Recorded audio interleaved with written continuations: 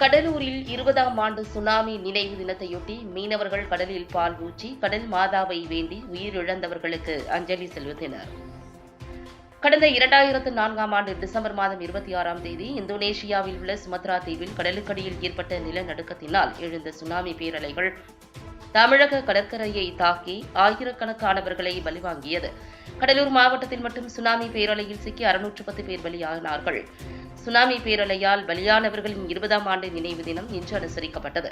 இதனையொட்டி கடலூர் முதுநகர் சிங்காரத்தோப்பில் உள்ள சுனாமி நினைவு தூணுக்கு சுனாமியால் பலியானவர்களின் உறவினர்கள் மீனவர்கள் மலர் வளையம் வைத்தும் மலர் தூவியும் அஞ்சலி செலுத்தினர். இதையடுத்து தமிழ்நாடு மீனவர் பேரவை சார்பாக அதன் தலைவர் சுப்பராயன் தலைமையில் மீனவர்கள் ஊர்வலமாக சென்று கடற்கரையில் அஞ்சலி செலுத்தினர்.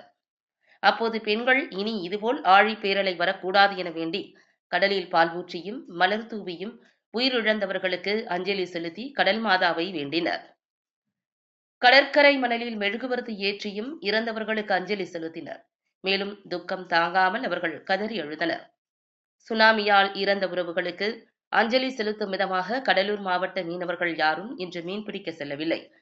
இதனால் திருப்பாதிரி, புலியூர், மஞ்சக்குப்பம், முதுநகர், கிஞ்சம்பேட்டை ஆகிய இடங்களில் மீன் மார்க்கெட்டுகள் அடைக்கப்பட்டிருந்தன. எப்போதும் பரபரப்பாக காணப்படும் கடலூர் மீன்பிடி துறைமுகம் வெறிச்சோடி காணப்பட்டது.